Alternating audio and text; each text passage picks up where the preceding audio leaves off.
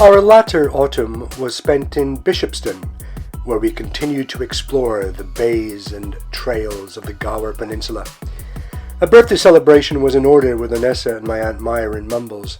The year before we celebrated in Koh Samui, the year before Puerto Escondido, Mexico. Our local village had a great fireworks night to mark Guy Fawkes' bonfire night on the 5th of November.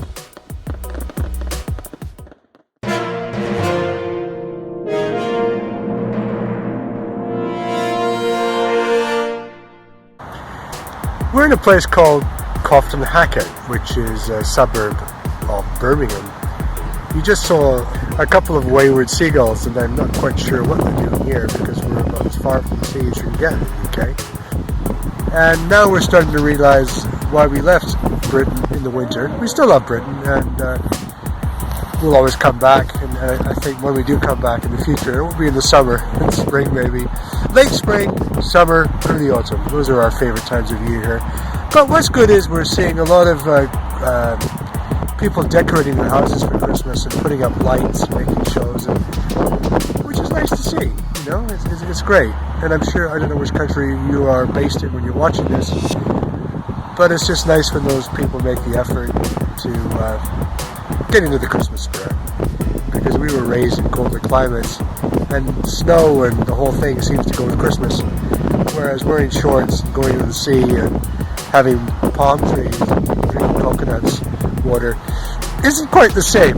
I'd say we just liked it. In fact, next Christmas we'll probably sit back and think, hey, yeah, this is quite nice. But for the time being, we're quite happy being here and experiencing the kind of Christmases we used to have.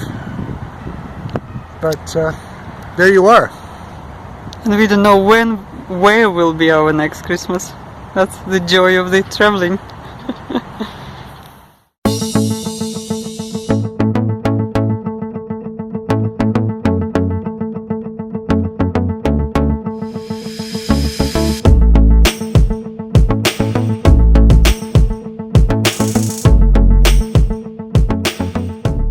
It's Christmas time in Darwin. Hear the crocodiles sing.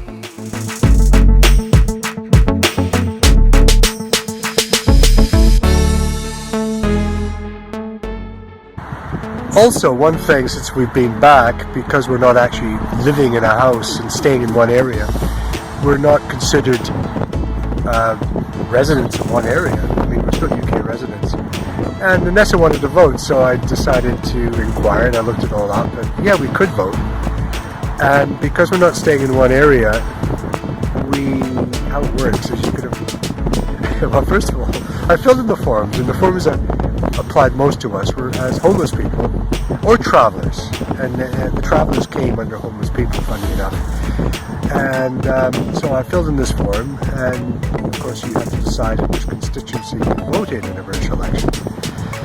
And the constituency that applied to us was the one where we had the last connection and where we stayed the longest, and that was of course Hastings.